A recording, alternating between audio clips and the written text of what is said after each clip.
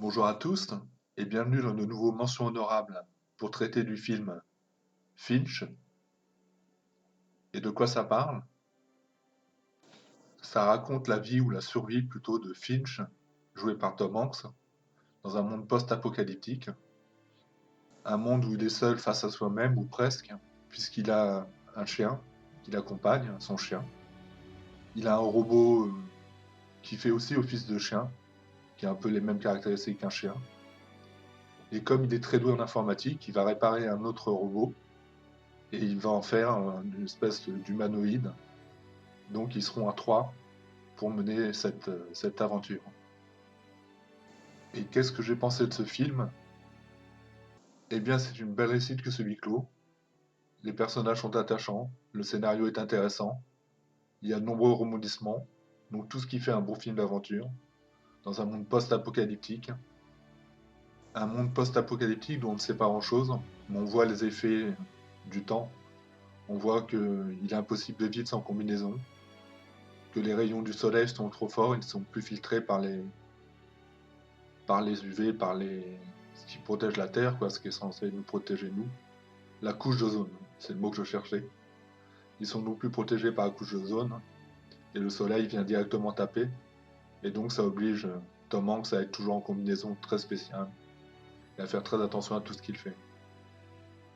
D'autre part, j'ai beaucoup aimé le rapport entre lui et son chien, un rapport comme ça, animal, humain, très intéressant, ainsi que son rapport avec son robot, ses robots, on pourrait dire. Il y a le robot chien qui sert simplement à ramasser des objets, qui est pratique. Et puis il y a le robot humanoïde qui ressemble un peu à un homme en tout cas, qui a des caractéristiques d'un homme, plus ou moins, qui est une intelligence artificielle sur pattes et qui donc est capable d'échanger beaucoup de choses, qui apprend constamment. Et j'ai beaucoup aimé ce rapport entre Tom Hanks et son robot. Soyons clairs tout de même, le film ne révolutionnera pas le genre post-apocalyptique ou même le genre science-fiction, mais il apporte une dose de fraîcheur de par l'écriture de ses personnages. Ils sont tous très attachants, même les robots. Finalement, on pourrait dire qu'un robot, ce n'est qu'un robot, mais là, ils ont toute leur importance puisque dans ce monde, il n'y a pas de place pour l'humain. Les quelques humains que Tom Hanks a pu rencontrer, il les fuit comme la peste, car il sait qu'ils sont dangereux. Ils veulent tous quelque chose. J'imagine qu'il a dû en rencontrer beaucoup avant de faire ce constat, qu'il est mieux tout seul avec ses robots, plutôt que de sympathiser avec des humains.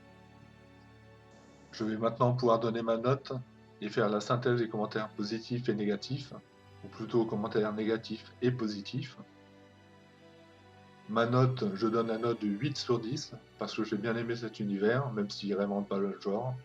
Effectivement, il est assez classique, mais j'ai bien aimé l'écriture des personnages, comme je disais un peu avant. Et je vais passer à la synthèse des commentaires négatifs. On dit que c'est un film qui ne réinvente pas le genre, qui n'apporte pas grand-chose de nouveau, que c'est un film qui rappelle l'autre film Seul au monde avec Tom Hanks, et que le monde inventé, le monde post-apocalyptique, est trop lisse. Et dans les commentaires positifs, que c'est un film avec un très grand Tom Hanks, que Tom Hanks est brillant dans ce film, que c'est un film sensible et très poétique, que c'est un road trip dans un univers chaotique, et que le film reste visuellement très beau. Voilà pour la synthèse des commentaires positifs et négatifs. Et je réalise qu'il manque quelque chose. Il manque la note presse et la note spectateur. Donc je vais remédier à ça.